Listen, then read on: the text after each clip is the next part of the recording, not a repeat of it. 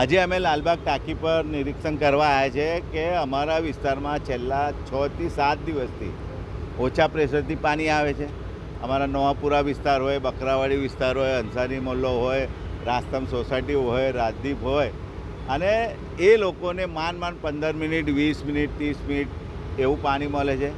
પાછળ બુસ્ટર, જે બકરાવાડી વિસ્તારમાં બુસ્ટર છે, એ પત્તરગેટ ટંબોલીવાડ હોય, ખારવાવાડ હોય, બાજુમાં પત્તરગેટ વિસ્તાર હોય, આજુબાજુ કાછિયાપોળ હોય, બાજુમાં દાંડિયા બજાર વિસ્તાર છે, જેલ ટાંકીથી જે વિતરણ થાય છે એ વિસ્તારમાં ગોવિંદ ભવન હોય, શંકર ટેકરી હોય, તમામ લોકોને અમે જે રજૂઆત કરી તો અમને એવું કહેવામાં આવે છે ખરેખર આ પાણી વિતરણ છોડવાના સમયે 13 ફૂટ 14 ફૂટ પાણી સમમાં હોવું જોઈએ, પછી એ વિતરણ કરવાનું હોય. પણ માંડ 9 ફૂટ, 9.5 ફૂટ, 10 ફૂટ એટલું હોય ને છોડી દેવામાં આવે એટલે લોકોને માંડ 15 મિનિટ, 20 મિનિટ, અડધો કલાક એવું પાણી મળે છે.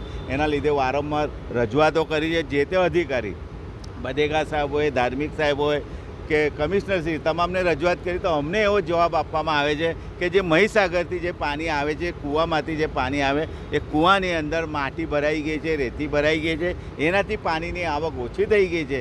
એના લીધે આવી પરિસ્થિતિ ઊભી થઈ છે. પણ છેલ્લા 7 દિવસથી આવી પરિસ્થિતિથી લોકો સવારથી 7 વાગ્યાથી એટલા અસંખ્ય ફોન કરતા હોય છે, લોકો અમારા ઘરે આવતા હોય છે. એટલે અમે હવે ટાંકી પર સ્થળ પર આવ્યા છે. જે તે અધિકારી જોડે વાતો કરી છે અને અમને એવું કીધું છે વહેલી તકે કામગીરી કરીશું. પણ 7 દિવસથી લોકો પાણીથી વંચિત રહે.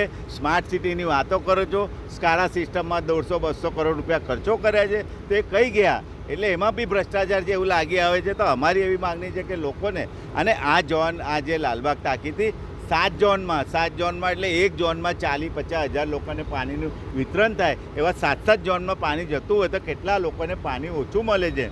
એટલે વહેલી તકે પૂરતા પ્રેશરથી લોકોને પાણી મળે એવી અમારી ને વિસ્તારના લોકોની માંગ.